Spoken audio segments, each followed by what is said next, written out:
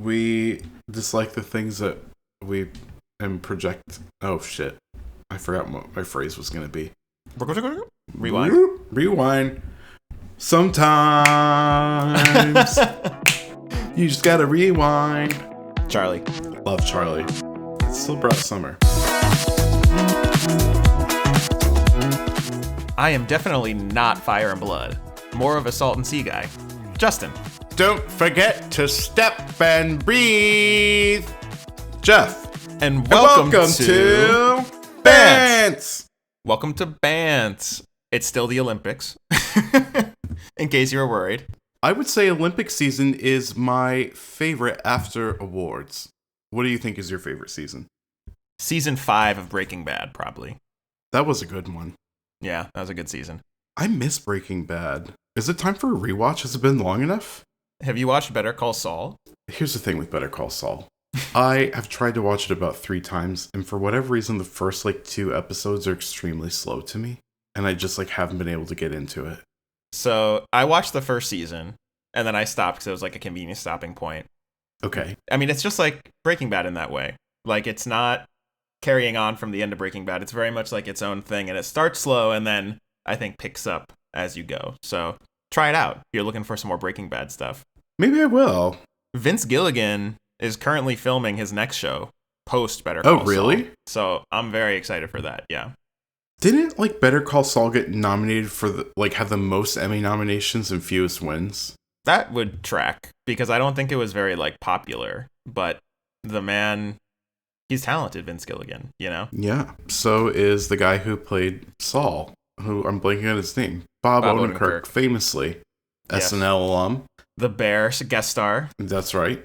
And speaking of SNL, it's time for Hot Topics. Hot Topics. I like that sizzling thing you put in last time. That was fun. Spur of the moment. Yeah. Love it. I fucking love it. We just had a nice little viewing of the Saturday night trailer. We did. Jeff, I'm surprised you hadn't heard about this because you're kind of an SNL fanboy, I would say.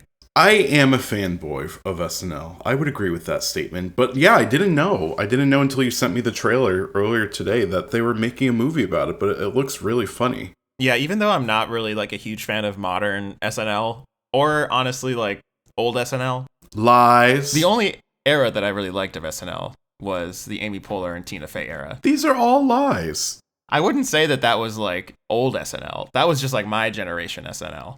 Yeah, but I send you guys stuff from SNL all the time and you lol. I mean, I'm this is kind of funny. And then if you actually watch the episode, there's one of those and 20 absolute duds. It's just not that funny anymore. I think that this is absolutely garbage. I don't like this.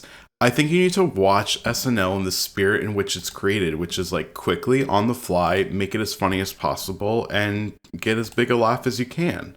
It's what they are able to accomplish in a week of writing time is absolutely astonishing. Just because the work that they do is impressive and astonishing doesn't mean I think that the end product is good. But why does everything have to be excellent? Why can't it just be if you were oh, that was pretty funny? Everything doesn't have to be excellent, but I just value my time. So I'm not going to spend an hour and a half plus on watching SNL. You know what? I don't like your attitude today. You're being very snippy. You're being very snippy, and I don't like it. I think I just don't like something that you like. Could it be that? No, you were snippy before. I forget what you said, but I remember how you made me feel. Interesting that you don't remember what I said. I don't remember, but I remember saying, oh, he's in a bad mood. Well, speaking of the impressiveness of, putting on a live show every week. Yes. This trailer makes this movie look really good. It's directed by Jason Reitman. The cast is pretty stacked. It has some knowns, some very well-knowns, some unknowns. It seems like it's really focusing on just that first ever SNL airing. So very tight timeline. And it looks kind of like a thriller version of a 30 Rock episode. They're trying to pull off this insane accomplishment of getting the episode together. It reminded me of The Bear. It does, yeah. I guess it kind of is Bear-like in... It was the pacing of frenetic energy and kind of unmitigated chaos that reminded me of The Bear. And they're working towards a deadline, which is, the show's going on, not doors are opening at 8. anything could happen. The entire set could burn down any moment. Anything could happen. Anything could happen. Remember that song by Ellie Goulding? Ellie Goulding. Yes, I do remember that song. Do the chorus. That falsetto is so high pitched that the Zoom algorithm totally cut it out for me. I couldn't even hear that. Oh, wow. But yeah, I think this movie looks like it has very 30 Rock energy. Yeah. I guess mixed with The Bear. And I don't know. As much as I'm not a huge SNL fan, I think that what is really compelling is the chemistry between the cast members and the writers and the producers, and also just putting that together in a live environment. Yeah, I'm excited to watch that too. There's some interesting people in it. Rachel Sennett. Yes, Rachel Sennett is in it. Wait, the guy who plays Cousin Greg, I believe that he was in the trailer, but I didn't see him listed as a character. Nicholas Braun. Yeah, Nicholas Braun, Cousin Greg. He's in that. He's insanely portraying both Andy Kaufman and Jim Henson. Oh my god, I forgot that Jim Henson was associated with SNL. Yeah. There's a lot of famous people that, I'm recognizing their name here. Taylor Gray is cast as Al Franken. Right. John Belushi is being portrayed by an actor that doesn't have a Wikipedia page. Okay, we've got some new actors. Matt Wood. New performer, young performer. But yeah, we have Rachel Sennett, as Jeff mentioned, as Rosie Schuster.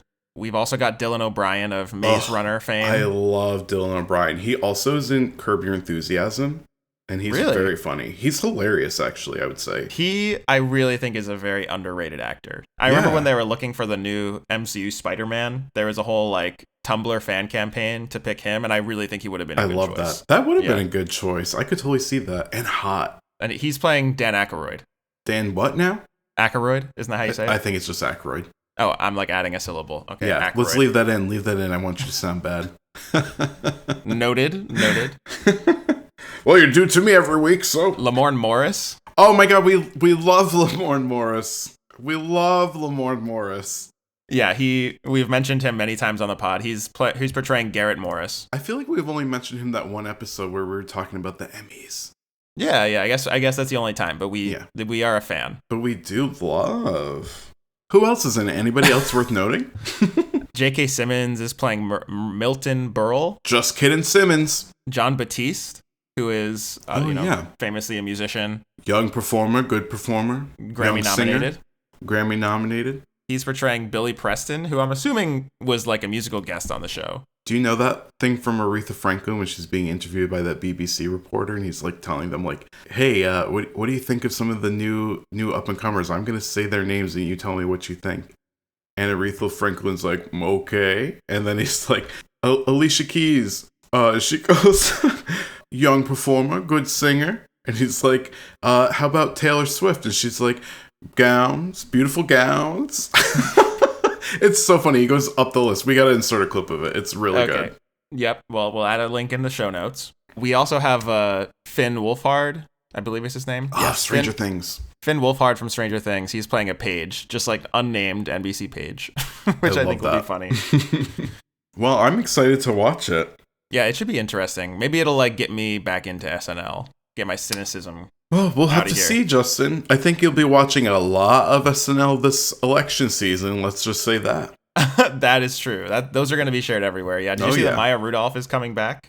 Yeah. Who else could play Kamala? She's great. She's so good at it. I feel like she's got a perfect Kamala. Though, I think I would be interested in seeing Ego Nwodim play Kamala as well. I feel like Maya Rudolph does have that. I've seen some people saying that Kamala Harris has drunk auntie vibes. Yeah.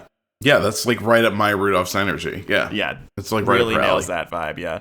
Did you ever watch Loot, Justin, on Apple TV Plus? Still have not watched Loot. No. Okay, too broke for Apple TV Plus. Got it. I have Apple TV Plus. I love What do you mean then? You gotta watch it. Haven't watched anything really other than House of the Dragon and The Bear recently. So HotD. We're gonna talk about it. We will be talking about it. Another hot topic. Jeff, did you hear about the Taylor Swift shows that were canceled in Vienna? Young singer, beautiful gowns, beautiful gowns. That's the one, yeah. Mm-hmm. What about Taylor Swift? 3 of her concerts were just canceled in Vienna because yes, terror attack. Planned terror attack. A planned terror attack, to be clear. They thwarted the terrorist attack, at least the authorities in Vienna did. What do you think about this? Well, I feel bad for all the Swifties that I know were traveling all over the world and spending all their coin to go and see these shows. You know, obviously glad nobody was hurt. Obviously glad that the would-be terrorists were apprehended before something happened. Also sad for Taylor Swift. I know she loves to perform. I know she loves to be with her people, all her Swifties. She gets a lot of energy from it. She loves it. So I feel sad that it was canceled, but I think probably a smart move, just in case, you know? We don't want an Ariana Grande situation.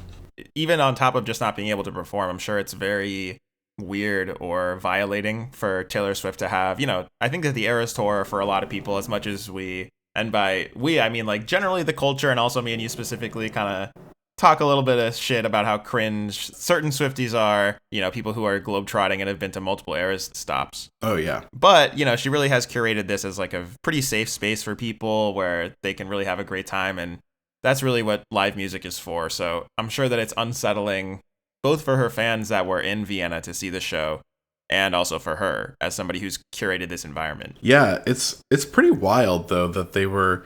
I mean, like, these people are better suited to anti-terror than the Secret Service.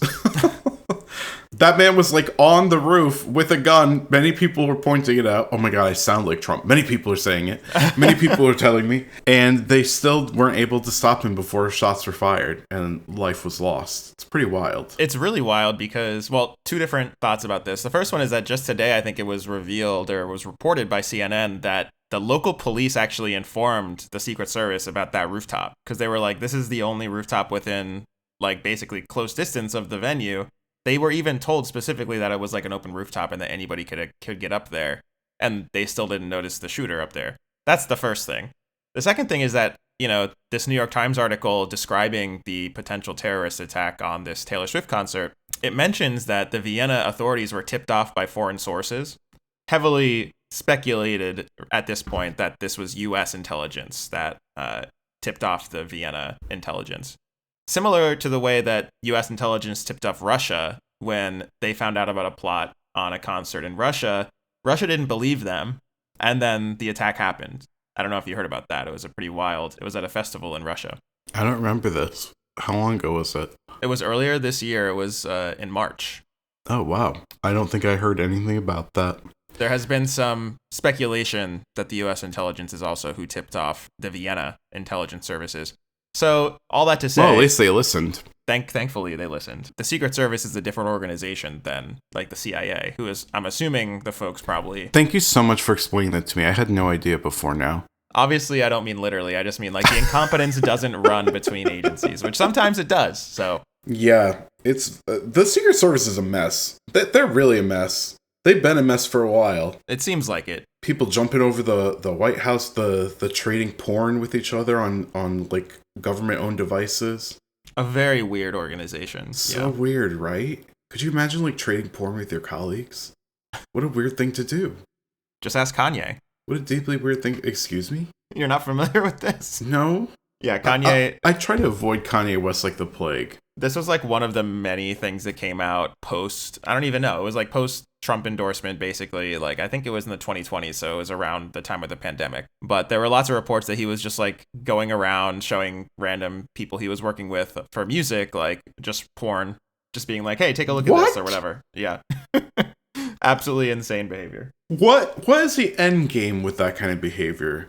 I don't know. You think everyone's just going to unzip and start jerking their gherkin? I'm imagining that Kanye is just like, what do you think of this? That man is deeply troubled. I do hope he seeks treatment. I agree. Going back to our main topic, Kanye West's arch nemesis, Taylor Swift. Yeah, I hope that she continues and ends out the Eras Tour run safely. You know, her and her fans. And yeah, it really has been like a historic tour. Highest grossing tour of all time. Well, Geoff, have you heard of this film Borderlands that's coming out this weekend? Okay, I have not like really heard very much about it, but I did see a trailer, I saw part of a trailer, like a 30-second trailer of it, and I know that Jamie Lee Curtis is in it, and so is Kevin Hart, and so is Cate Blanchett. The cast is wildly stacked. Yeah, it's like, you know, mega A-list people, but I also heard that it was fully bad. Well, yes, I have heard a little bit more about this because Borderlands is actually based on a game that I have played. And, you know, I follow a lot of gaming outlets and, of course, they've been talking about this film.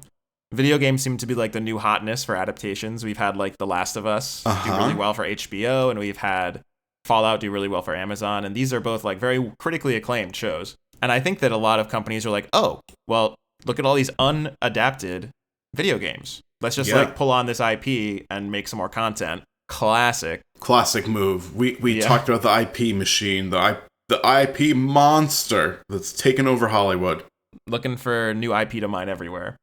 It's terrible. Justin, tell me what this video game's about. I want to know. I actually have not even gotten through an entire one. There's a lot of people who are huge fans of these games. I'm not really a giant fan, but it's a first-person shooter, sci-fi future set.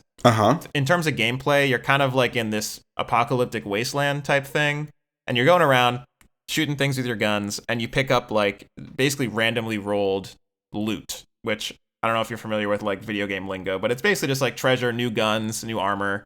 And the perks and so like special abilities of each gun or armor are randomly rolled. So it's kind of like a slot machine. Yeah. If you've ever heard of like Diablo or something like that, it's similar to that, but like with a first-person shooter aesthetic. So you're going around shooting stuff, you pick up a bunch of random guns, and eventually, as you get stronger, you can beat better enemies, which give you better guns, and that's the loop, right? It's set in this, like I said, sci-fi post-apocalyptic world. It has this like kind of South Parky, humorous Deadpool tone to it. Oh, God. In a video game? Are you surprised? Yes, because the taste level there is not great. That's what I mean. Like, I don't know. I am not really a big fan of that type of like humor. So I'm not surprised to see. I think like the Venn diagram of people who really enjoy South Park and people who are like big gamers is like very nearly a circle. So not surprising to me that type of humor. Harris would not love that one. She would not like that one. Not loving it. Yeah, so heavily speculated when the first trailer came out for this film that it would be bad because, I don't know, it seems like it's ripping off basically Guardians of the Galaxy, but without any like good performances or any like creative vision. Really? There was a joke where the little robot character played by Jack Black has like diarrhea and it's like pooping out screws and nuts and bolts. Yeah, that's tough. It's a bit tough, and surely enough, the reviews dropped just before recording. As of time of recording, it still is at 0% on Rotten Tomatoes. No way. Zero. Let me just double check. How many reviews are in it? Oh, okay. We have gone up to 8% on Rotten Tomatoes. No way. Breaking news. With 40 reviews in. 40 reviews. Oh my God. Do you think they're even going to put it out in the theater? It's coming out. Like, there's no way it's not coming out. Are you sure they're not going to just, like, switch it to, like, streaming or something? Not this late. It's directed by Eli Roth, who has had some, pretty good films in the past. I don't know directors. He's kind of like an exploitation film guy, done, like, very gory horror films. He did Hostel. Do you remember that movie from the mid-2000s? Oh, sure. Hostel. Mm-hmm. Yeah. So he makes a lot of, like, hyper-violent type movies, which, very weird that he would take this like PG-13 action comedy video game adaptation as a project. Interesting. Wow, yeah. I can't believe it's at 7%. That is crazy. Yeah, I think it just goes to show that companies really don't give a shit about, like, if you are going to adapt a beloved IP like this, and listen, I may not like Borderlands, but there are like a lot of people out there who really do like this franchise and have played all the games. Yeah. And from what I understand, I haven't played any of the newer ones, but like some of the worst humor has been kind of like improved a lot in the newer versions. And, apparently some of the newer ones are really good. You gotta hire somebody who like knows and actually likes these franchises to adapt them. Otherwise they end up like this, or like that Prince of Persia movie that came out a few years ago that was garbage, or the 1980s Super Mario Bros. Movie, which... Oh God, that was weird. Admittedly, I do love to hate watch. It's a very funny watch. Do you really? It's such an insane movie. I have to tell you, I can't describe the feeling of disappointment that I felt as like a 5-year-old when I saw Super Mario Brothers movie in Blockbuster. Told my dad I wanted to rent it, and then we watched it, and I was like, what the fuck is this? It's like the producers just took a bunch of mushrooms in the spirit of Mario. Yeah. And we're like... Point for you. This seems right. Yeah. Barney can be Bowser. Yeah, that movie is like absolutely batshit crazy. It's much better as an adult because like the inherent disappointment of it not being like the video game is a little bit tempered, and you can just kind of see that it's just completely off the rails. And I don't know. I do love kind of a so bad it's good watch, and that's one of those for me. Interesting. How about Yoshi in that? Wild. It's like a velociraptor. There were so many weird choices in that movie. Yeah. Like I can't even express.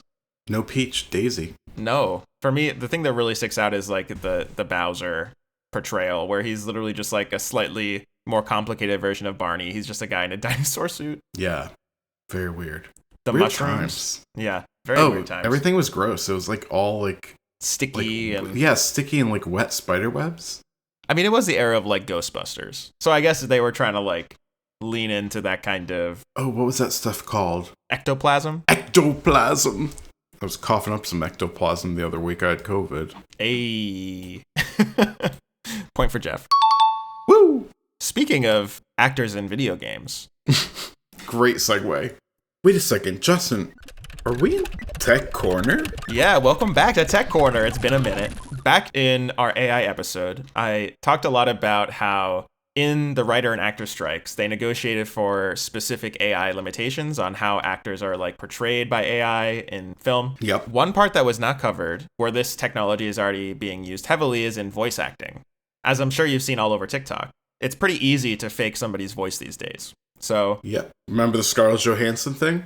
Yes, exactly. And I'm sure you've seen like all of the funny videos of like Biden against Trump, like on Valorant or something like that, gaming against each other, or like... No, I have not. Our For You pages are very different. They're very funny because they're just like talking shit like 7-year-olds over like mic. So it not was... so different than real life. Exactly. The whole golfing thing. Oh my God, I can't. Really feels like a different time. It does, doesn't it? That's wild. But anyways, it's not too hard to basically generate somebody's voice once you've got a couple of their performances. And this is a huge point of concern for voice actors and especially video game voice actors. Obviously, video games are a technology where you need a lot of voice lines, and having somebody, a real life actor, come in and record a bunch of voice lines back to back to back can be like time intensive and expensive. Sure. Video game companies are already using AI basically to generate a bunch of lines from like a very short actor's performance. Terrible. The video game The Finals, which was like a pretty popular multiplayer shooter, did this, and it was very controversial. I remember during our episode, we were like, Fran, you got to get on this. Let's figure out how to resolve this issue. And sure enough, SAG-AFTRA members who are voice actors, especially in video games, are now on strike. They are striking particularly over the use of AI in video game voice acting. Yeah. Well, you know that Fran is like a loyal listener. So I'm sure once we said that, she said, I got to answer the call. Yeah, she was listening to our podcast and she called us up. She was like, is this true? And then, you know, it all went from there. Mm-hmm. That's exactly how it happened. We love you, Fran. Thanks for being a day one. I mean, I do think the timing is interesting because the video game industry as a whole has been like undergoing a contraction post-COVID. Everybody was able to leave their homes again. Right, yeah. And also just generally, like the rest of the world, interest rates went way up. When interest rates were down during the pandemic, a lot of people bought stock or invested in or bought, in some cases, bought literal studios that had to do with video games. So now that that's all kind of evening out, the people who are really bearing the brunt of that contraction is, of course, not like the executives. It is the people who work and like actually develop the games. Yep. So it's good to see that there is some organized labor movement to make sure that they're at least properly compensated for their work and have good benefits when they're inevitably laid off. Yeah, it's pretty alarming, though. The disinvestment from the arts has like been an issue for a very long time. I would argue like probably since the onset of the Industrial Revolution. That is really sad because there are a lot of people who have dreams of becoming like film or stage actors, and they find that they're like well suited to do voice acting work. Maybe as like that's the niche that they fall into, or that's something that can sustain them while they're pursuing their other interests. And I mean, of course, there are also some people who are just like born to do voice acting, and so that's what they do. But I think it's like really creepy and really sad that people who are available to do this have been replaced by computers, like using parts of their organic performance and turning it into like this inorganic digitized like echo of a real thing that's still around. It's just very weird to me and gross. It is also weird to me. I will say that like it's so dystopic. The actors whose voices were used to train the AI algorithms in The Finals, that game that I was talking about earlier, Like, they did consent to that, right? No, I know, but that's like, it sucks because like they're not in a position to say, no, I'm not going to do that, because then they'll just be like, oh, well, there's 10 more people who could do what you're doing. Exactly, and that's where unions come in as like a real point of strength, and to actually like push back at a powerful level against executives who just want to make more money with less money, right? And they don't really care about the quality of the product. I don't know, maybe a little spoiler alert, but I suspect we might be getting into this when we talk about HotD in our main topic. Oh boy. Should we dive into that? Let's dive in right after this short break. Okay. Be right back. Be right back.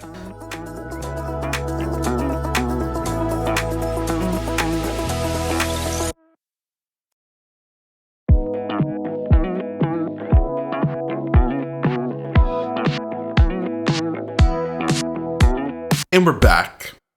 We are back. It's time for us to get into a conversation about a little show that you might have heard of. Justin, what's the name of the show? House of the Dragon, aka HotD. We are back after season 2 has finished airing last Sunday. We're recording this a little bit early, so actually our previous episode just dropped yesterday, and it's only been a few days since the finale aired. So the season finale was just on Sunday, and I think that there was like quite an interesting response from the public to the finale. I think we have a lot to talk about, but before we do, let's talk spoilers. We will be spoiling all of season 2. So sorry if you don't want to hear spoilers. I'll put a timestamp here. Might be a short episode for you. That's okay. Come back next week for a full-length one. Come back next time, honey. What's up, y'all? Editor Justin here, coming at you straight from a hotel room, recording on my MacBook microphone. That's why this is coming a day late. If you want to skip the HotD spoilers, you can go ahead and skip to the timestamp 1 hour, 20 minutes, and 35 seconds. All right, let's get back to the pod. But yeah, Geoff, this finale, I would say, had a bit of a mixed reception, to say the least. To say the least, I would agree. I felt mixed about it, to be honest with you. So did I. What's really weird is that I think that I actually really liked the show this season. Like, if you look at each of the episodes and even break it down farther, like if you look at each of the individual scenes out of context, you're like, okay, I see what they're going for here. I'm picking up what they're putting down. Like, even in the finale, there was a scene between Rhaenyra and Alicent, to the second one of the season, which I appreciate that they have forwarded that relationship. In isolation, that scene was pretty good. It was great. There was a scene with Kristen Cole and Gawain Hightower where Kristen talks about porking his sister. Yes. Gawain finds out that he's been having sex with Alicent, and Kristen Cole finally like opens up to somebody about his like conflicting inner emotions, you know, about how he feels constant guilt about all of the things that he's done, and that Alicent still for him is like the only thing that he is like living for at this point, basically. It is interesting that Kristen Cole has not like been able to open up to any characters until now. I didn't even realize that.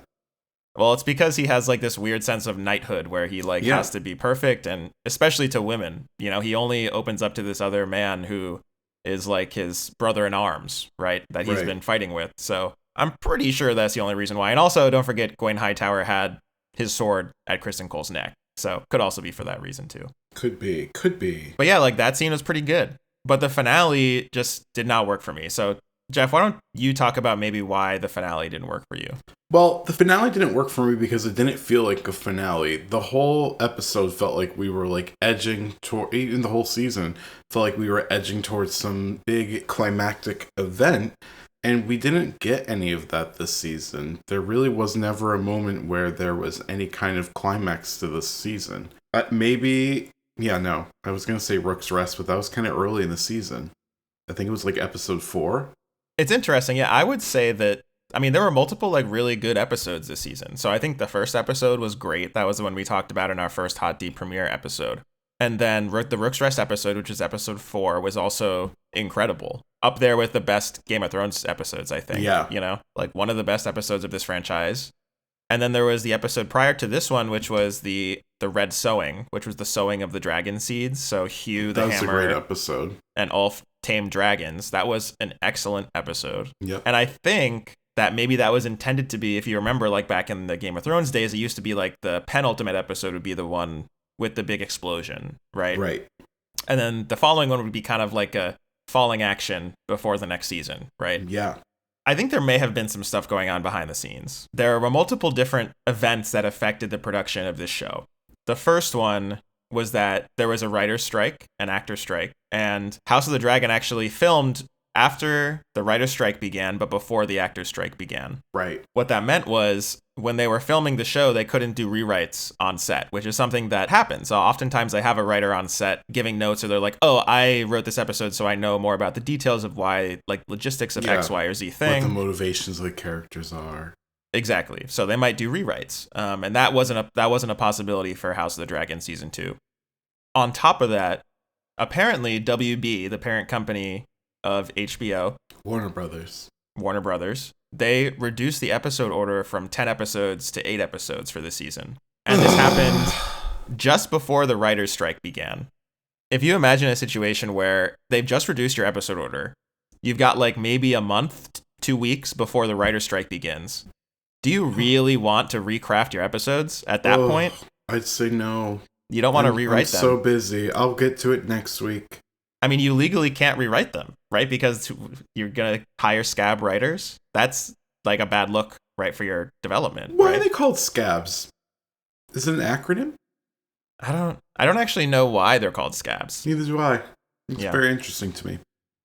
I want to know what the etymology of that phrase is. I'll look into it. Maybe we can talk about it next week. Let's. All of this to say, I would not be surprised if they literally just chopped off the last 2 episodes of this season. I think that's exactly what happened.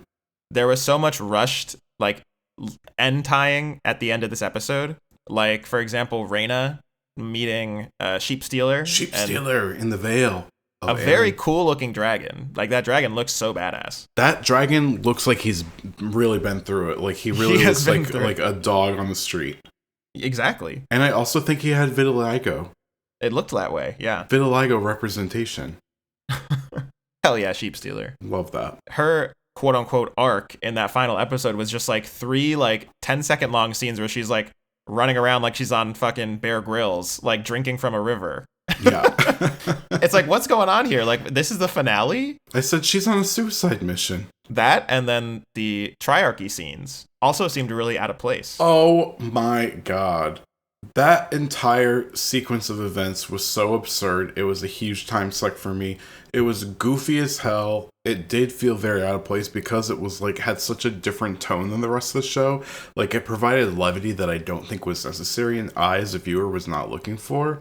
I thought that the performances were like really big, which was not necessarily a bad thing, but it just didn't work for me. I think if this was in a different episode, I think I may have liked that part. And here's why. As a book reader, a lot of the folks in Essos, for example, Dario. Remember Dario Naharis? How could I forget Dario Naharis? In the books, he was like this insane looking dude with like a blue beard. Blue beard. Yeah. And if you remember in the Tyroshi scenes in this finale episode of HotD, there was literally a guy with a blue dyed beard. I remember. And it looked kind of believable. Yeah. I don't know. I thought that was kind of cool. It was a new environment. And I did actually like the new character they introduced, the Admiral. No, I didn't like the Admiral. You know what Shirako I did like? Lohar. What did you like? I did like the monkey. I thought it was pretty cute. It was cute at the beginning. Mm-hmm. Kind of like led you in through to show you like we're in a new place. Look at this. And we got monkeys here. We've never seen a monkey on Game of Thrones. Exactly. We've seen a monkey in the world of Westeros. We had not. Or excuse me, I should say the world of Ice and Fire. Because we're in Essos in this episode. That is in Essos, yes. Mm-hmm. Different continent. What about continents? You know what I never understood about continents? What, Jeff? I don't know why you're laughing. I'm not saying anything funny. I'm just thinking out loud here. But continents, like, they always are like, it's a continent, not an island. And I'm like, isn't an island also just like a very small continent? And so couldn't you say that a continent is also an island? Would you say that, like, Block Island is a continent? Does that make sense to you? Does that, like, pass the sniff test to you? It doesn't, like, right now because we don't like conceive of like a small place as being a continent, but I'm like, aren't continents islands? I guess that's what I'm thinking more about. I think it would be defined as, I think a continent is just like a subsection of island. Like, it's just a very large island. I mean, I agree with you, but I'm saying, like, I don't think that the world does. Okay. I've thought about it a little bit more. Okay. They're both land masses. Yep. Okay. And because we live on a blue planet, all land masses are surrounded by water. You ever watched that on BBC? Let's not sidetrack the sidetrack, but yes, Okay. I have watched that. Excellent. Good. Very good. So all of them are surrounded by water, and what separates them is just size. So like large land masses are continents and small land masses are islands. Does that seem like a good definition?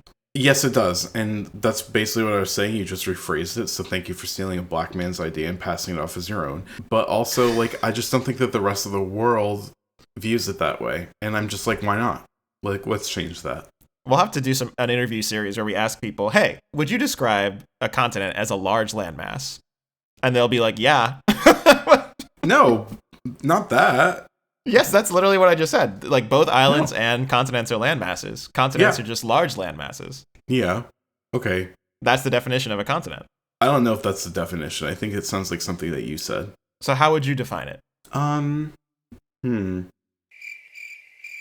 Well, a large... Anyways. Okay. Let's go back to Essos. To House of the Dragon. Back to House of the Dragon. Back to, what is that crazy admiral's name? Shirako Lohar. Shirako Lohar. Yeah. I do not like you at all, Shirako Lohar. You need to get gone. That mud pit you're in, I wish he drowned. I'm not into it. Not at all. I don't like the look. I don't like the voice. I don't like the big swing performance. Again, it provides levity I never asked for and do not desire when I'm watching House of the Goddamn Dragon. I'm not like, okay, I feel differently. Boo! Tomatoes. I think it's out of place in this finale episode, for sure. Like, it did not need to be here. You're really going to introduce this comedic character in the final episode of the season? This seems to me like a very obvious holdover from the phenomenon I was talking about earlier, where, you know, in a 10-episode season, you've got a huge naval battle coming up, either the next episode or the finale, right? You got to introduce the Admiral, because otherwise, who's fighting each other in this battle, you know? Yeah, it just doesn't make sense. It's weird that they're, like, splitting this, like, naval battle that we know as book readers is to come. And it's like, so now we're waiting for that, and we're also now waiting for, like, the sacking. Harrenhal, yeah. Well, in the finale, there's a montage at the end where they're showing all of these armies, right? Most of them marching towards Harrenhal. Yeah. So the implication being something's going to happen to Harrenhal. Yep. And then we've also got, you know, this storyline in Tyrosh where Tyland Lannister. Yeah, Tyland the creator. Tyland the creator. Literally. Apparently he's having sex with a lot of women. That was the joke. He's hiring a navy, basically, from Essos to fight, apparently, the blockade. The Valerian blockade in the Gullet. Yep. So, the Gullet. What a name.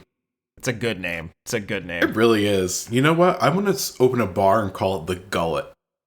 It would be a dive bar. Gulp your right? gullet. Yeah. But George really has a knack for naming places and people. He really does. Except for those goddamn Targaryens. Aemon. It's just like the British monarchy, right? They all have the same fucking name. Henry. George. Henry. Yeah. There's 8 Henrys, I think. And now I think there's like 12 Georges. No, 6. There'll be 6 Georges who are kings. You know what I love? I love when they do a 3D rendering of historical figures to show like what they probably actually and accurately looked like based on multiple like primary source descriptions. I love when they do that. You ever see Cleopatra? I haven't. Well, let me tell you something about Cleopatra. White. Nobody knows she was actually a Greek. Interesting. Because Greece was like ruling over Egypt at the time. They had like captured the city and turned like the natives into slaves. And so there was the aristocrats of the ruling class for part of Egypt's history were actually Greek, including Cleopatra. That's why she knew so many languages, because she traveled a lot and a long time to get there. Imagine walking from Greece to Egypt. That's so far. She walked? I mean, I don't think she walked the whole way. They probably sailed. Did they have horses? Yeah, she probably rode a horse, rode carriages, sailed the Mediterranean. Just something I thought about. Back to HotD. Gotta talk about it. I actually didn't mind this character that much out of the context of the finale. Tell me why.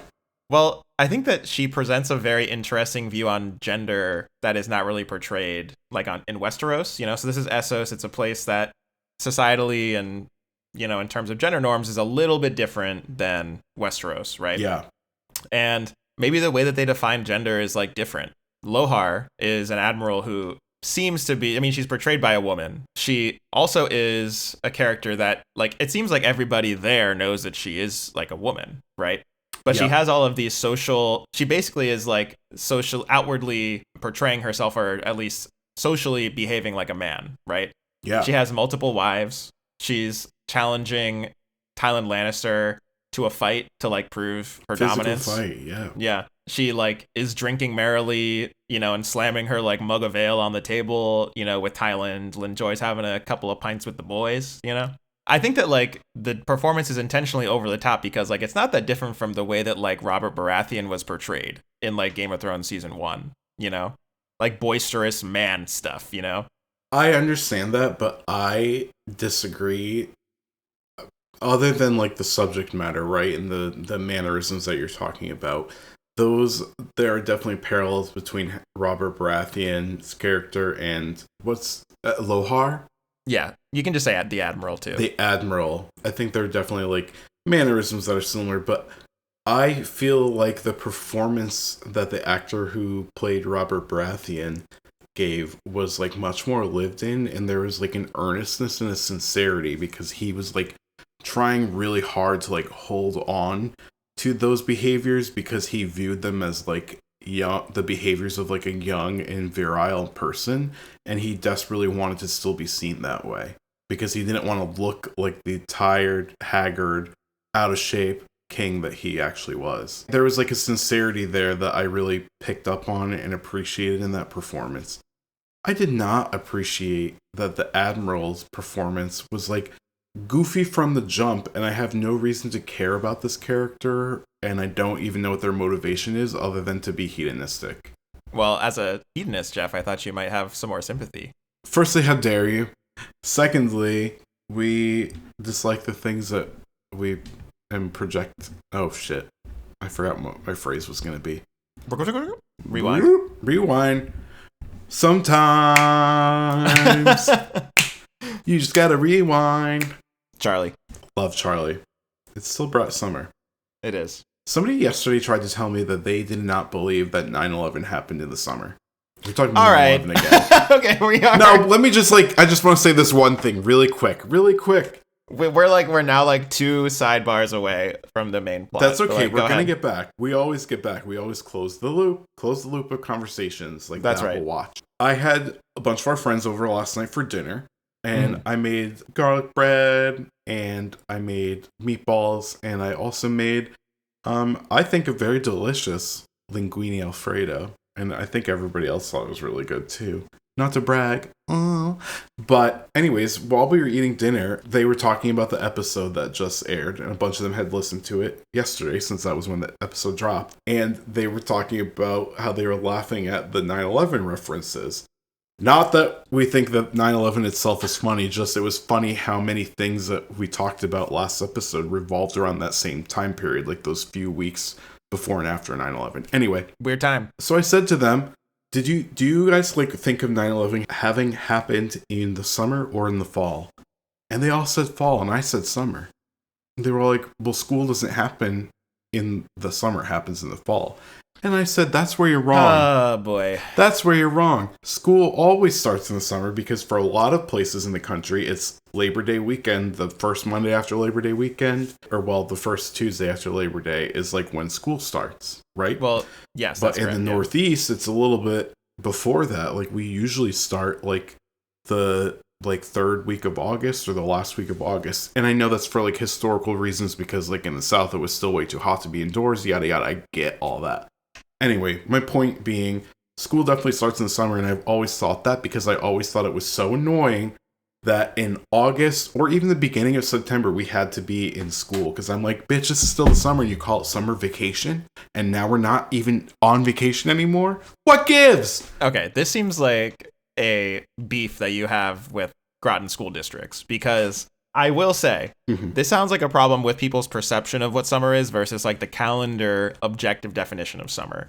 Because basically, like once I'm in September, in my mind, I'm like, all right, summer's over, fall time. Like even if it's still summer. And I think that is left over from when I was in school because like, summertime is like freedom, hot weather. And, back in that day when it was cooler because, global warming hadn't really punched us straight in the face at that point. Right. It was starting to get cool by the time that September rolled around. I didn't think of it as summer, even though technically it was. So I think this is just like a semantic difference of what people consider summer to be, Some people say global warming is a hoax, perpetrated by the Chinese. Third sidebar. Show me the receipts. Why would Xi Jinping want to flood my basement and rust my Bowflex? To what end? To what end? Moving back to HotD. I guess you didn't get the Kimmy Schmidt reference.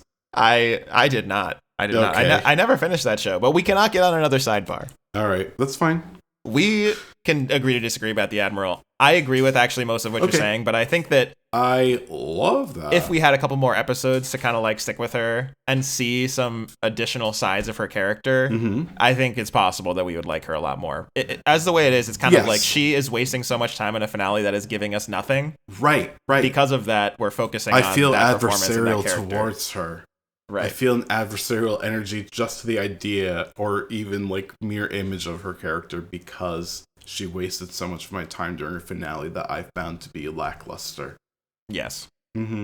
Another thing that I really didn't like about the finale, and this is like my second big gripe, other than just like it's building up and doesn't result in anything, is Damon's vision at Harrenhal. Let's talk about the vision. Yeah. So this half of this season, Damon literally fucked off to Harrenhal, started taking like ayahuasca or fucking shrooms or whatever, was tripping balls, doesn't even know what the fuck's going on, doing nothing, cutting wood. Apparently, all of this was so that he could have like an arc of redemption where he realizes like, wait, are we the baddies? Or like, am I the baddie? Slowly he's been having these dreams that were pretty well performed. Like Viserys Targaryen shows up in some of these dreams. Paddy Considine. I was so glad that he came back because I think that he was such a good actor that he truly portrayed and made me feel like the presence of somebody who was holding it all together, which is what Viserys was doing. Like, he was basically keeping these two already like warring and feuding factions of his family together by being like, you gotta love each other, you gotta like stand up for each other, you gotta remember you're all blood, you're all related, we're all on the same side here, driven by like Aegon's dream, all that kind of stuff. But he was such a good actor that he really like held the show together in a way that made me, when he appeared on screen, I was like, oh, I really miss him. The more I think about it, the more I feel truly that he was like the highlight of season 1. Like, he was a Shakespearean character, Yep. He was so strong in certain ways and also like hilariously stupid and weak in other ways. And he sold it. The performance was incredible. Do you remember that walk to the throne with the mask? Yep. Like, one of the best moments. That's literally what I was picturing, was his like ragged breathing after he like climbed like 3 of the steps of the throne. Right. Like, he truly cared about the kingdom and the people, Like, he was a problematic guy. He made some absolutely shitty decisions, but like, he truly did care and was like in good faith trying to hold everything together. And he loved his family. And so it was great to see him again in Damon's visions, and Paddy Considine again did a great job, right? And he's also seeing the little boy Jaehaerys, who he had killed. He's seeing flashbacks of young Rhaenyra, again portrayed by Millie Alcock in those visions. Love seeing her too. It seemed like this was all building up to like a turn for Daemon, where he's like, okay, I have resolved my guilt for this, and now I understand that like I'm not meant for the throne. I'm just going to help out Rhaenyra. And then all that is cast aside. All of that is thrown out the window. Out the window. He's about to do some fucking treason with the council member that Rhaenyra sent to Harrenhal. He's like, maybe I should claim the throne. The only thing that stops him is that he has this vision where he sees the Song of Ice and Fire, right? He sees the Night King. He sees that there's some evil coming from the north. He sees a vision of Daenerys. He sees a vision of a Targaryen character who we haven't even seen in this world yet, Bloodraven. Although arguably we have seen Bloodraven in Game of Thrones, Bran's mentor. We can get into that later if you want. He sees all this stuff. And only then is he like, oh shit, we got to unite because there's some bad stuff happening up north. Yeah. And Geoff, this is what I was talking about when I said I really didn't want them to keep bringing up Game of Thrones and the stuff in Game of Thrones, because it cheapens the actual politics and intrigue that's happening in this show. Like, I'm not anti-magic, but I am anti-dragging the dead, rotting corpse of Game of Thrones around for all of us to see in this significantly better show. the dead, rotting corpse of Game I don't know of why they Thrones. feel the need to keep bringing it up. You know, I think that they think that they're doing fan service, but I don't think that they are doing what they think they're doing. I hope that it's just like HBO executives being like, we got to remind everybody this is a fucking Game of Thrones show because that show did really well for us. They want the IP. It's all about tying together the IP worlds. You know what it's like? It's like when you read a book by an author and then a hardcover, I'm talking, usually. Sometimes paperback. And you flip to the last page and then the book jacket sleeve inside, it's like, other stories by this author you might like. It feels like they're doing that in the show to remind us about like other shows that you might like are Game of Thrones. Remember that? That was a good time. Y'all were there. You loved it. It's the MCU-ification of Westeros, right? It is executives sitting in their big C-suites, don't know what the will of the common man is, who are telling us you gotta remind them about it. I don't need you executives. Get out of here. You know what I'd say, Justin? If I walked into a writer's room and I saw some fucking suit from Warner Brothers Discovery in the room, I'd say, you get out of here.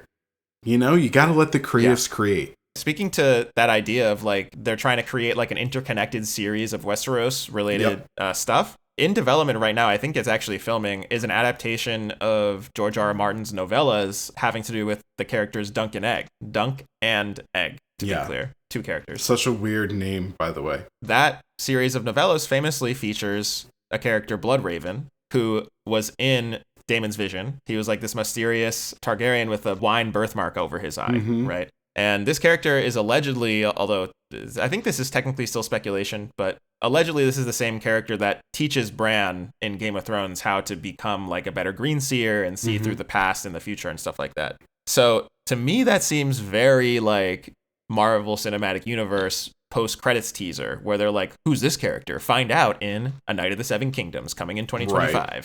I don't like that either. Like we don't have to throw references in. It seems like HBO and, well, I should really say WB just sees like all of George R. R. Martin's works as like a money-making machine. So they're just like, we're throwing money at it. Well, yeah, of course they do. I mean, that's all that TV is, all cable and subscription TV is like based on, right? You know, this is a larger conversation, but I think you could argue contemporaneously.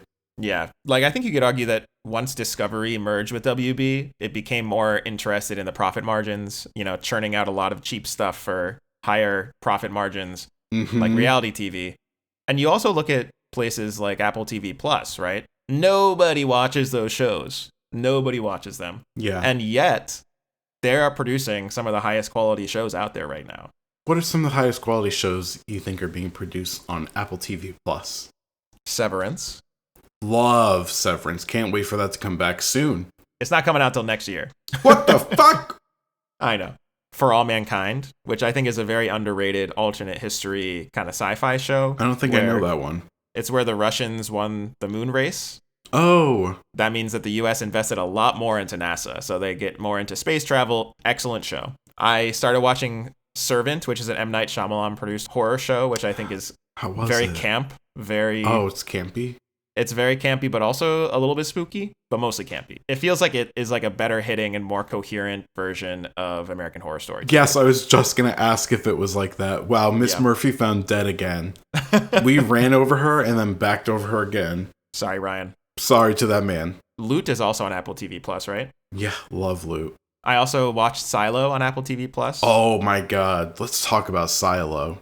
We'll have to talk about that. It's coming back for season 2 pretty soon. Is it for soon? I think it's either later this year or early next year. Can't remember. You know what? I love that show. Rebecca Ferguson. Ooh. She's great. Cunty. Also in Dune. Of course. Every time. Well, yeah, every time we talk about Dune. I love Rebecca Ferguson. You know what I don't love in that show? Common. I knew you were going to say it. This is our second time talking shit about Common in that Terrible show. Actor. Okay. Let's circle back because we're getting a little off topic here. But yeah. Okay. Good rapper, young rapper. No comment.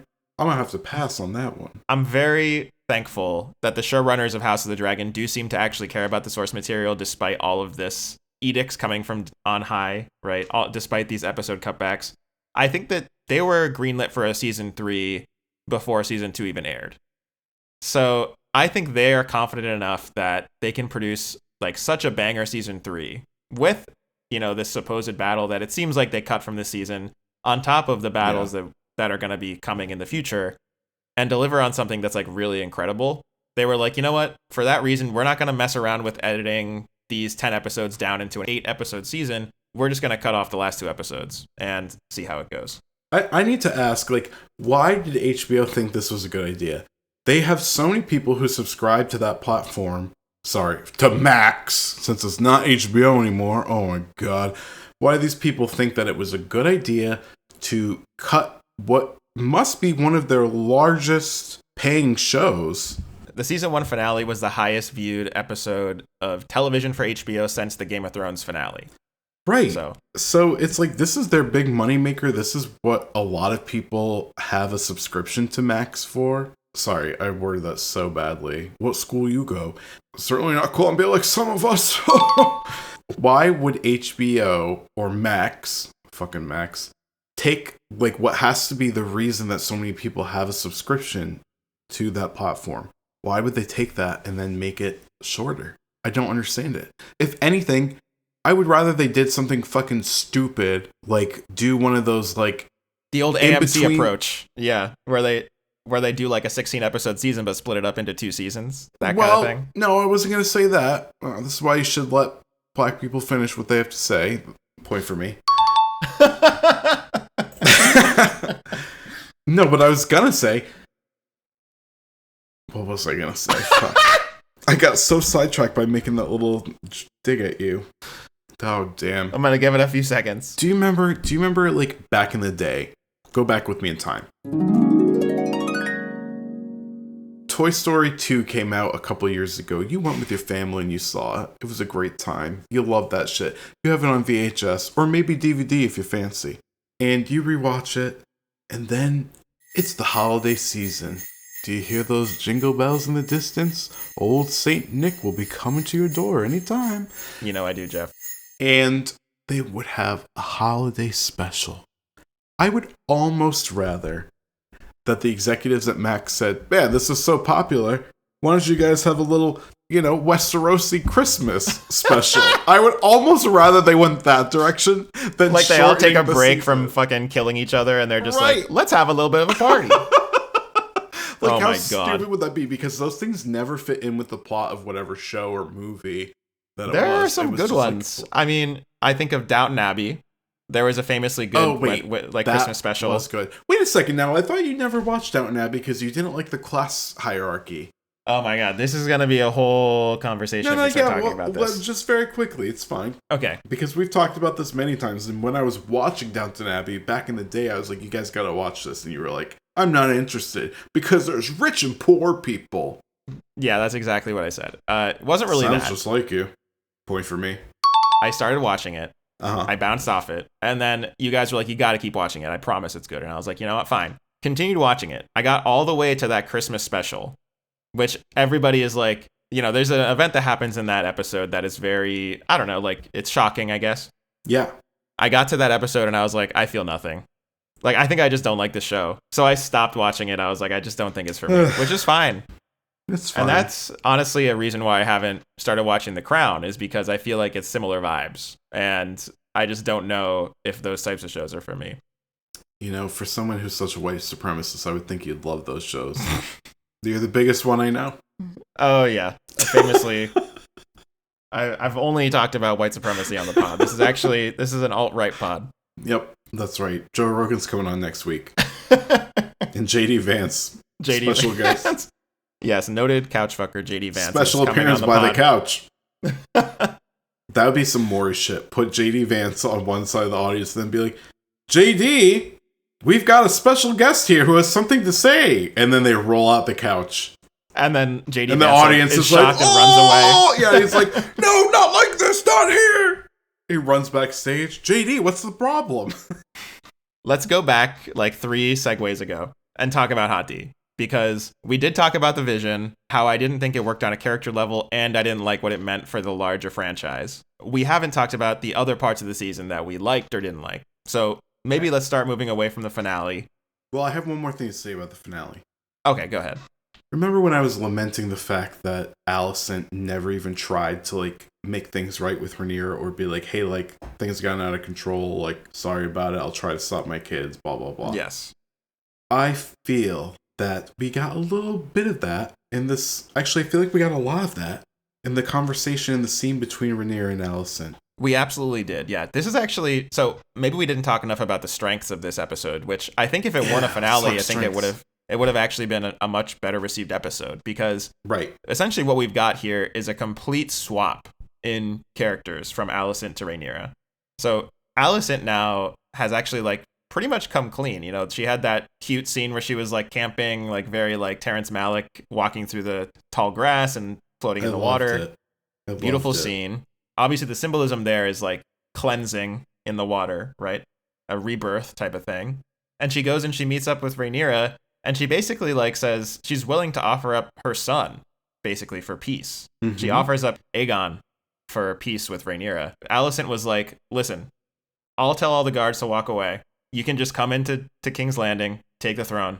There won't be any problem. Just, like, don't kill the fam. And then Rhaenyra was like, you know that I have to kill the king. Oh, right, because of his claim. He has a claim. So, like, he needs to go if I am to agree to this. Because they're going to deal with Aemond later because of the dragons.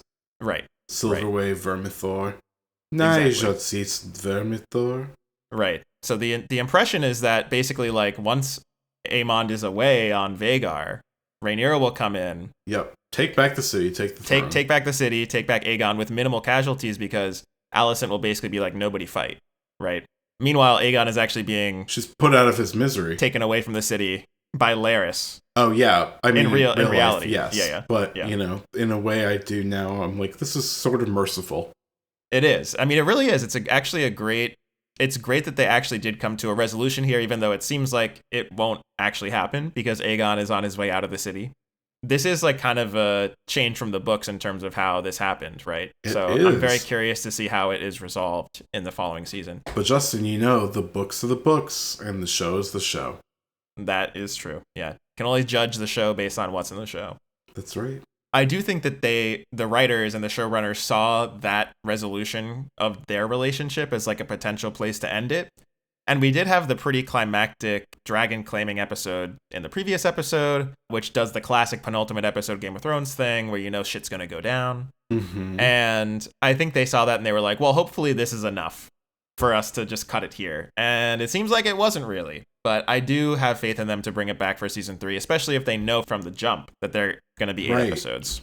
Yep. I'm excited for season 3. It's going to be great. Back to other parts of the season that we really enjoyed. Let's talk highlights. Okay, highlights for me. The Battle of Rook's Rest. An incredible episode. I felt so much empathy for so many of the characters, even on opposing sides, even though I'm firmly Team Black. When Aegon and Sunfire had their little moment and she booped him, that was so sweet. It made me sad when she died. And Meleys, and the Queen Who Never Was dying, not a highlight, still a highlight episode. Well, not a highlight of the story. It was moving. Very moving. It was a highlight in that way. But yeah, it was sad to see Eve Best, I believe is the name of the actor who portrays her. She's sad so to see great. her go from the cast. She's been a highlight this entire time. She really has. Yeah. One of the most grounded, down-to-earth, and rational people. Absolutely. That's why I relate to her so much. We all know I'm extremely down-to-earth and rational. I also really loved the Red Sewing, the episode where Ulf and Hugh tame Vermithor and Silverwing. And this is an example of why I think the season was actually really great, because I think a lot of people were complaining that it was really slow paced. You know, Hugh and Ulf are basically the equivalent of, like, Admiral Lohar, right? At the beginning of the season. Yeah. We're asking ourselves, like, why do we care about these motherfuckers? Like, this guy can't feed his daughter. Boo-hoo. Boo-hoo, that was very sad. Well, I'm being, facetious. You didn't have any sympathy for a dying girl. Dying brown girl. Justin said, not for me. Obviously, they seeded that, like, emotional moment earlier in the show so that when things do come to a head and he tames Vermithor, it's a big deal, right? We know who this guy is. We see that he's, like, a good person. Right before saving Vermithor, he, like, pulls that other Targaryen bastard out of the way of him, right? To try to protect her. Yeah. He's being set up as like a chivalrous, Targaryen bastard. A true knight. And then Ulf is hilariously being set up as kind of like a court jester, like idiot type dude. Yeah, but this last episode, not to dive too much back into the finale episode, but there was like a bit of a darkness to his performance. In what way? He was like, like comedic relief and a fool and a flop in the entire, season so far. But he suddenly became extremely entitled. And the way that he was like barking, "Bring me more of these birds." And he was just generally not being gracious in any way or like showing any kind of thankfulness. That made me be like, he's trouble. And his reckless flight over King's Landing, this guy's trouble. There's a lot to talk about with regards to this. So like, I think a huge part of the storyline is the way that class differentiates you, right? So like Hugh says that he was raised by his mom who was a Targaryen. So he like knows how to be polite, how to act in like a lord's hall, right? Yeah. Viserys and Daemon's sister is Ulf's mom, allegedly. Right, exactly. Whereas Ulf seems like he actually might not even be a Targaryen bastard. Like when they're picking like the seeds and all of his buddies that he's been drinking with and telling all these stories about how he's actually the son of a Targaryen, they're like, dude, Rhaenyra is gathering Targaryen bastards. You gotta go ride a dragon. He's like, shit. He's like, I can't say no because then my friends are gonna think I'm a loser. But like, I don't really want to get burned to death. And he's just like, YOLO, whatever. I guess I'll go, whatever. Yeah, it showed that there was like some probable doubt in his story that like he himself didn't even believe it. Yeah. He didn't even believe himself. So, my pet theory is that it actually doesn't matter at all whether you're Targaryen. Like, I think a lot of people are obsessed with this blood thing. I think that's just propaganda to make sure that the Targaryens are the only ones in Westeros who have access to dragons. Like, I think it can be anybody. That could definitely be. But anyways, yeah, I think because he has like a real working, quote unquote, working class, the equivalent of like a working class background in Westeros, he just doesn't know how to act. That's not necessarily, I think it is true that he also isn't gracious, right? But even if he was gracious, he wouldn't know how to behave in a lord's hall. Which is fine. And it's these different aspects of class that come into play. But it could have been like how Gilly was when she went to visit Hornhill with Sam Tarly in Game of Thrones. It could be. It could have been. She been. tried very hard to like be polite and classy. Ulf ain't that girl. She didn't succeed at everything that she attempted, but she at least was trying. And then Ulf is just like, more wine, please. Yeah. He doesn't even say please. He's like, bring me more of those birds. Yeah. But yeah, I really liked that episode. I liked the way that Vermithor was like a fucking hell beast. Like when Rhaenyra first summoned him and he came in from the dark, it just looked so good. It was the very dragons, badass. All the dragons this season looked incredible. Like, props to the CGI team. Far better than the way that the dragons looked in Game of Thrones, which is kind of shocking. Yeah, sometimes I look back at, I just did a rewatch of Game of Thrones, and some of the episodes I was like, ooh, that CGI didn't age great. A lot of it, especially early seasons with the dire wolves, like, yeah, they look really fake. So yeah, let's talk about characters. Like, in terms of character arcs this season, who are you like vibing with, or who did you think was the most compelling? Honestly, one of the character arcs that I've really enjoyed the most this season was Alicent's. As predicted in our premiere episode, she's definitely the most interesting character left for sure. Yeah, I really enjoyed watching her trying to cling to power, then resigning to the fact that she no longer had power, then went on a, rumspringa into the woods into the King's Woods, and she slept, bathed, loved, then realized what her priorities were, and her priorities were to live a simple life, a peaceful life, a life that's free of all the chaos that she has herself sown since the first season when she decided that her son needed to sit the Iron Throne. Still not convinced she actually thought it was a mistake. I'm not certain about that. No, I'm pretty sure at this point. I mean, I think she knows now that she misheard Viserys, and that was part of misunderstood Viserys. I think that was just like a straw on the camel's back, that she, one of the many things on top of Aemond firing her from the council, on top of her being passed over for being the Queen Regent when Aegon was burnt, all of this stuff, right? Realizing that she was on Team Patriarchy and she wanted out, basically. Yeah, I've really enjoyed watching that evolution.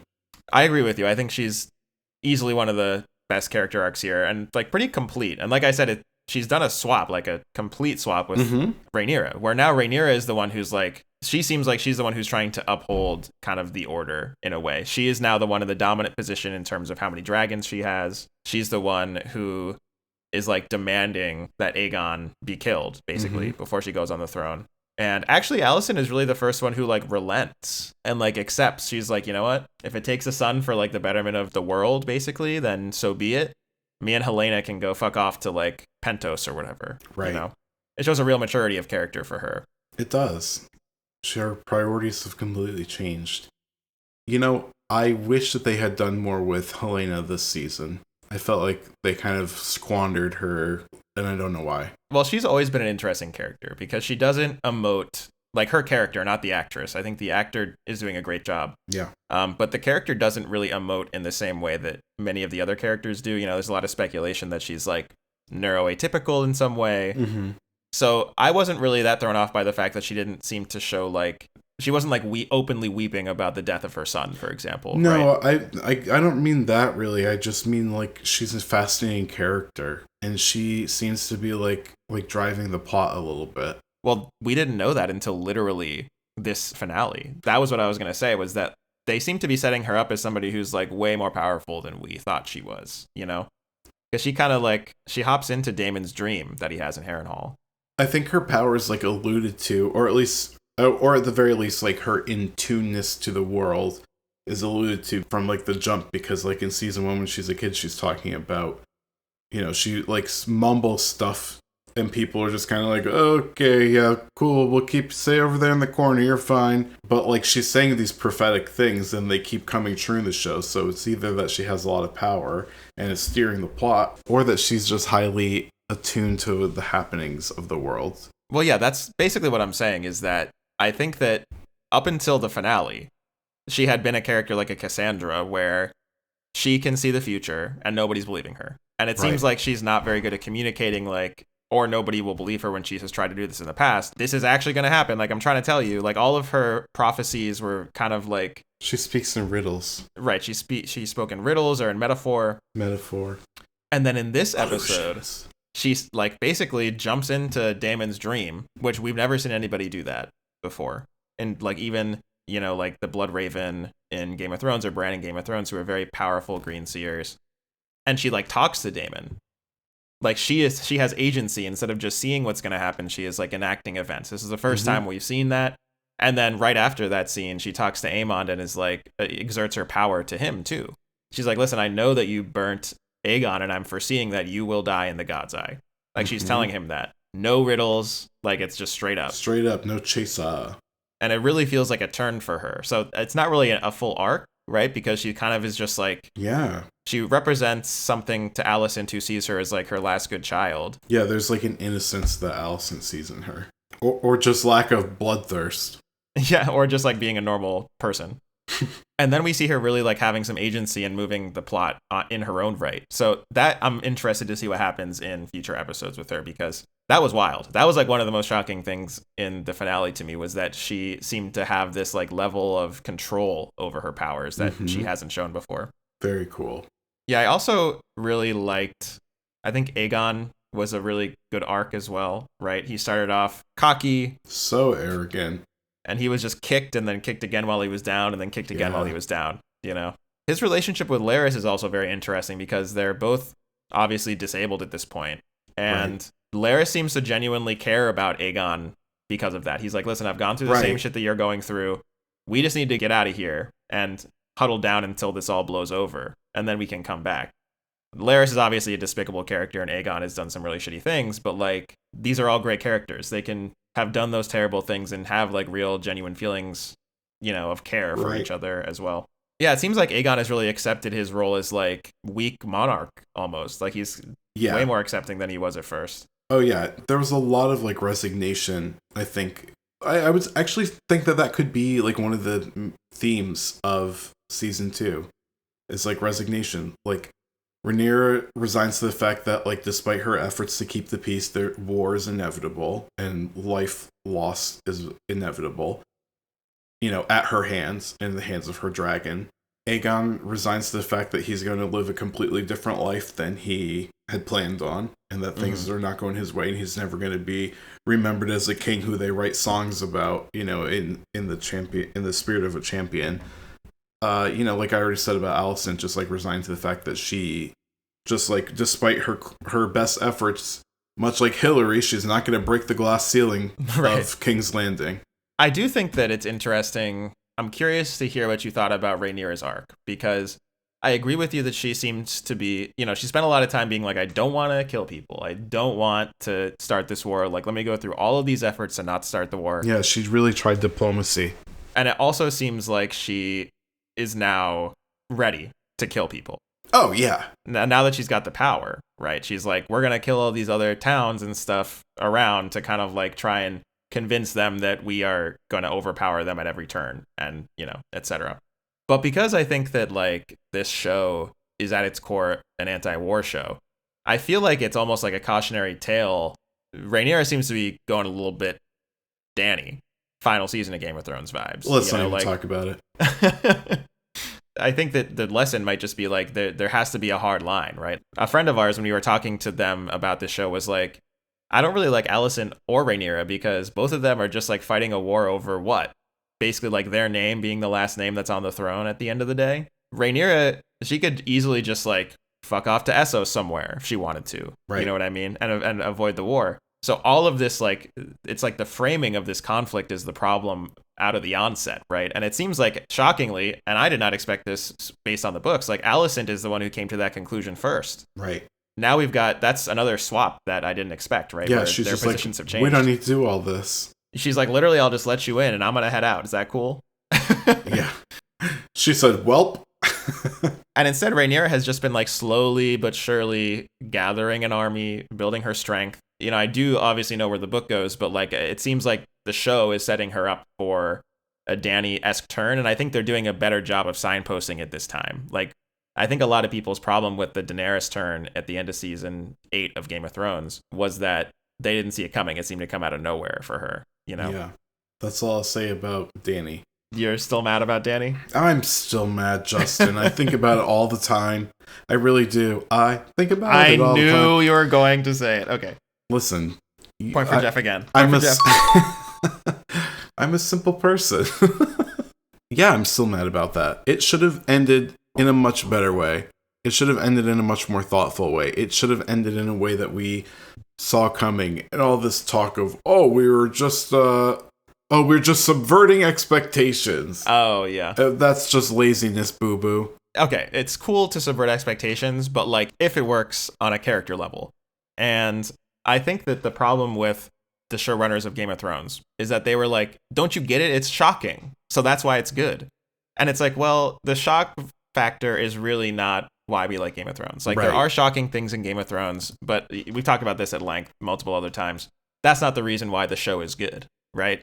I think that the intent, and we'll see what happens in the books if they're ever published, but like, in my opinion, the intent is we've seen Dany become more and more learning to be like a totalitarian leader, basically. Like, she's like, my way or the highway, time after time, and she learns how to like exert her own power, and she only becomes like a worse leader because of it, right? Yep. It's not quite as dramatic in the show compared to the books. And I think that's where things really went off the rails, because Dany in the show is portrayed kind of unambiguously as like the protagonist. So when this turn happened, it was a little bit shocking. So I'm happy to see that they seem to be signposting this character shift in Rhaenyra a little bit better here in House of the Dragon. I agree. All right, well, I think we've had a great discussion of Season 2 of House of the Dragon. Season 2. Can't believe it's gone. Feels like it was here too soon. Looking at you, Max executives. Only 2 short years until Season 3, I'm sure. Oh, the 2 years. But the Dunk and Egg show is supposed to come out before that. That's right. It's supposed to come out next year. So we did see a little teaser for it at the end of the episode. The end of the finale. What did you think of that? It was just a teaser. Not a lot. It's a much lower stakes show. There's not a lot of dragons. You know, this is in the era post-dragon. So I'm curious to see how audiences respond to it, because I do think that a lot of people are watching House of the Dragon for the dragons, you know? I think so too. You know what? What about this? What about Moonblood or Blood Moon? That was like the spin-off that they started with Naomi Watts and then canned. I think it was like in Valyria, right? Am I Yeah, I remembering think it was right? supposed to be like 5,000 years before. It was way before the Doom. Well, I'm kind of okay with them tossing out some of these shows because I think that means that they do have like an eye for quality. They are, Yeah. They basically have an incubator where they're like, this IP is valuable. Pick the good ones, toss out the bad ones. And I'm cool with that. Yeah, I'm just very worried about them going off and making spin-offs that don't have source material. That makes me very nervous because we saw what happened when the source material ended. Not to jinx it, but the Dunk and Egg novella series is also not over. So the Dunk and Egg series is going to run out of runway after season 3. Okay. Something to think about. Something to consider. All right, with that, let's take a quick break, and we'll be right back with our What's Good.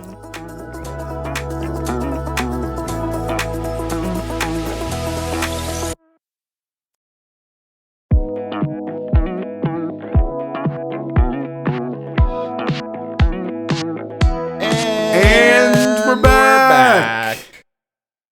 Well, my voice cracked. Well, we talked season 2 HotD. We talked about thwarted terror plots. We talked about so many fucking things. We talked about, we really did. We mentioned 9/11 again. We gotta stop doing that. We gotta stop doing that. I don't know if we do. It could be an ongoing thing. Could be a bit. Could be a bit. I'm doing Lorne Michaels. Heard Jeff has a 9/11 bit. Could be interesting. We did talk about Lorne Michaels and SNL. Could be interesting. SNL. Saturday Night Movie. Could be cool. Well, we talked about all those things and many more. And now it's time to talk to Justin and find out what's good. Well, Jeff, I'm so glad you asked. Today I'm talking about a book, which is very on theme for this episode. It's called Hild by Nicola Griffith. Oh, we have a graphic this time. We do. Viewers, I'm holding up the book for Jeff to see. It's a green book. There's a woman who's hooded. She looks sort of like Mother Mary. And It says Hild on the front in a medieval-looking kind of block print. I do think it's a beautiful book cover. Yeah, it is. It's a historical fiction book. So It's set in 7th century Britain, which is a time period that I'm not very familiar with. Did you say 7th century? Yes, 7th century. Wow, so the year 600. Yes, early Middle Ages. I would say that's much before the Middle Ages. There's arguments about when it starts, but it's definitely like... Bronze. It's post-Roman Empire. So... Okay. Yes, so it's set in 7th century Britain, which I'm not super familiar with. So it's very interesting from like a historical point of view. I've done a lot of like Wikipedia searching of things that happened during that period. This is when the Catholic Church started moving into Britain and replacing the old Nordic gods there, like Odin and Thor. The main character is a character named Hild, as you might suspect, and she eventually goes on to become Saint Hilda of Whitby, who was one of the first British saints. So she obviously became very influential in her time. And this book is kind of hard to get into at first because it is so detail focused. Nicola Griffith, the author, does a lot of work describing nature in particular. And the book begins when Hild is only 3 years old. So Hild is kind of just like experiencing things as a small child. She doesn't really know what's going on, right, in terms of the adults kind of plotting around her. But she is hearing this dialogue, and you as the reader are kind of in the same place as Hild because you also, of course, have no idea what the fuck's going on. So Nicola does not really tell you anything. You are really kind of like digging to understand what these plots are because this book is very similar to Game of Thrones on that level. Okay. There's a lot of British kings who are like angling for power. There's like mysterious knights who have vague parentage, like maybe they're an heir to the throne, maybe they're not, who's to say? Oh my. There are very savvy women who know how to kind of like sidestep the gender norms of the time to be very influential in their own right. Hild's mother is like, there's rumors that she's like a witch. Although this is, of course, a historical fiction novel, so there's no like magic or anything. But, you know, she leans into that a little bit to her advantage. Yeah. And Hild is also a very interesting character because from a young age, she's so smart that she can kind of predict what's going to happen or make, you know, very impressive perceptions that other people can't. And her uncle, who is King Edwin, notices this about her. And basically, ever since she was like 8 years old, I believe, he's kept her around as his seer. So he even ascribes some interesting paranormal abilities to her. And she sometimes like discovers plots on him and has to like make herself look all magical and wake him up in the middle of the night to be like, I had a dream and here's what I saw. So like, you better go. How does she make herself look magical? I love that. Throwing on a little glitter. She has a handmaiden who like will style her hair to make it look messy, like she just woke up. And like, okay. like it's pretty that she's like, I gotta look real wild for him to believe me on this one. I gotta look like a witch, basically. Like if he's gonna believe me. Okay. So she's like a very smart girl. And she is a girl because like I said, the book begins when she's 3. She's 3. I'm probably about 2/3 of the way through the book now, and I think she's like 13. Oh, wow. She's like a very tall girl for her age. She can handle a sword and learns how to fight. Who would play her? I would say like a younger... Who played Brienne of Tarth? Jamie Lee Curtis. Did she play Brienne of Tarth? Yep. No, Gwendolyn Christie. Gwendolyn Christie, yes. Like a young Gwendolyn Christie, I think would play her. Because she is notably like way taller than everybody else. There's rumors that she has giant's blood and stuff like that. And she does like issue gender norms. Like because of her role as a seer, people don't see her as like a woman. So there's a lot of weirdness going on with that where like the king keeps her around his lords, even though usually women aren't allowed to be, around those people. Okay, that's interesting. And because of that, he doesn't like perceive her in the same way that he perceives like her mother or the queen and all that stuff. So she's able basically to enter spaces where like a woman during that time period wouldn't be able to enter spaces. And she really navigates the world, which is like a very dangerous world at that time for women, in a super savvy way because she's just like so smart. And she's also very strong. She holds her own in a couple of battles in this book. So yeah, I would describe it in a pithy take. It's kind of like if the Game of Thrones series just took like all the Arya chapters and like mashed them together into one book, so it's only from her perspective, right? Okay. That's kind of what this book is like, because it's very tightly tied to Hild's perspective, which I think works because, again, you're learning things as Hild learns them, and you are untangling the schemes and the plots the same way that Hild is. So it's a little bit slow going at first. There's a lot of like insane, like Old English names that are very hard to remember because it is a historical fiction book. Tell me one of them. Her handmaiden is called Uladus, which is spelled... Oh boy. Gwladus, and it's pronounced Uladus. Okay. So there's all kinds of weird stuff like that. Because again, this is based on real events, which is also wild. Like I'm reading this and I'm like, damn, I got to look more into 7th century Britain. This is crazy. So if that kind of thing interests you, check out Hild by Nicola Griffith. All right. Well, that sounds very interesting. Well, Geoff. Talked a lot about the early Middle Ages, both the fantasy version and House of the Dragon. You did, and you were right to do so because I did look it up while you were talking, and 600 AD is considered the end of classical antiquity and the beginnings of the Middle Age. We have talked about... I'm trying not to say 9/11. That's the only thing I can think of. We've talked about artificial intelligence. Mm-hmm. We've talked about probably too many things this episode. The limit does not exist. Before we close, Geoff, let's talk about one more thing. Okay. And that thing is, what is good for you this week? Well, Justin, as always, there's a lot of things that are good with me this week. But I do have one this time. I do have one. I've got one.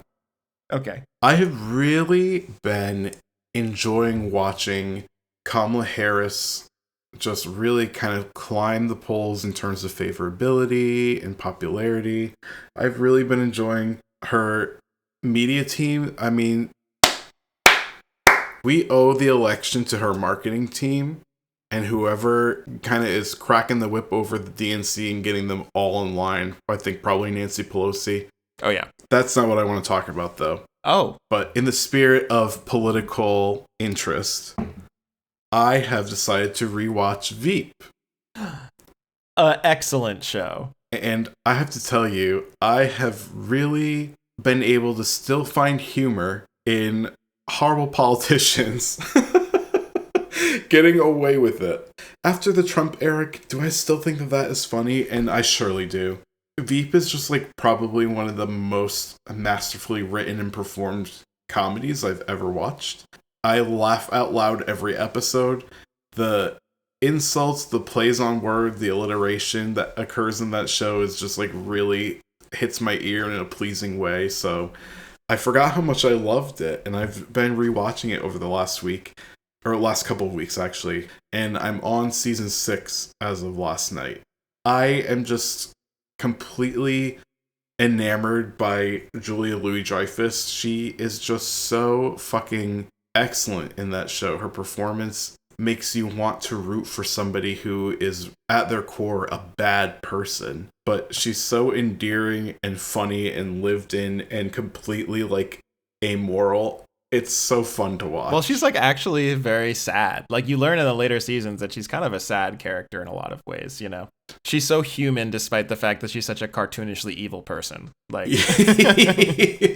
cartoonishly evil is a great way to describe her character, Selena Meyer. I mean, I'm so glad to hear that it holds up, because I feel like as soon as Trump got elected, there was a lot of discourse about like, can there even be political comedy anymore? Because like this is more absurd and ridiculous than actual comedy. Like the stuff that happens in the early seasons of Veep is like child's play compared to some of the stuff that was going on in the first Trump administration. You know? Yes. So. It's true. There's also, I forgot how many great guest stars they have on that show. Yes. Clea Duvall, who plays Marjorie, the so secret good. servant. That plot line over the course of the seasons is so fucking funny. Yeah, she was hired to like be a Secret Service agent because from behind she had the same build and haircut as Julia Louis-Dreyfus's character. Hugh Laurie comes in and plays a politician.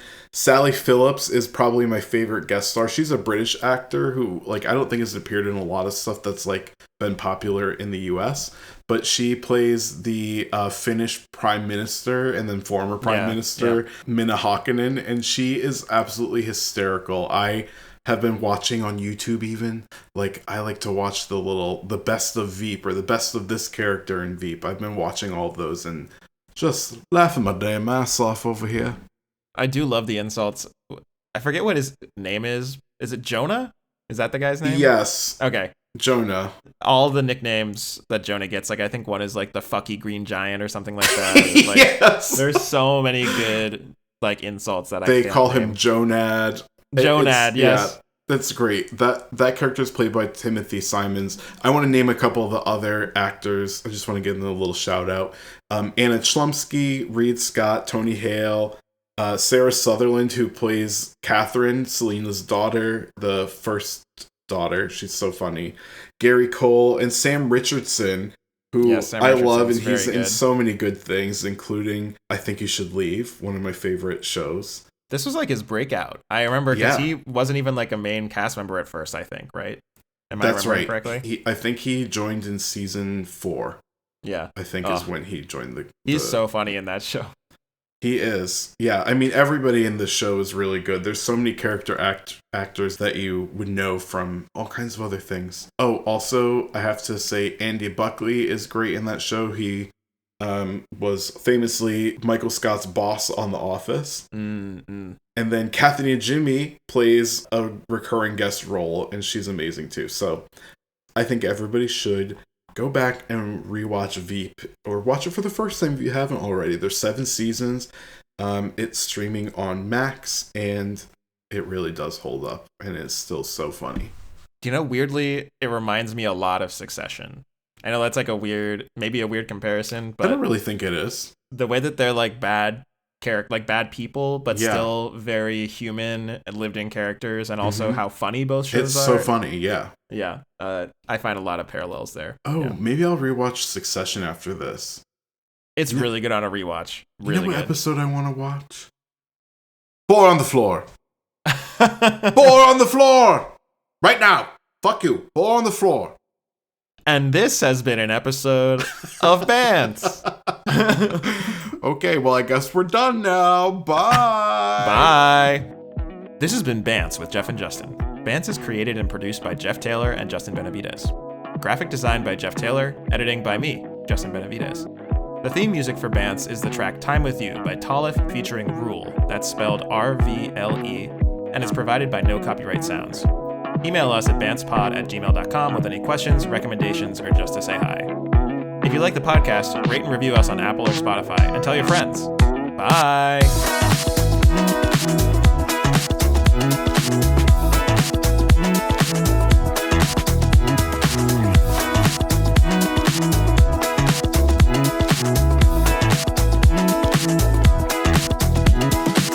moving back to Hot D. I guess you didn't get the Kimmy Schmidt reference. I did not. I did not. Okay. I never finished that show, but we cannot get on another sidebar. All right, that's fine. Oh, I think I missed a... Oh, I did miss a phrase. It's okay. It doesn't matter. No, wait, it does matter. I'm going to do it one more time. Okay, go ahead.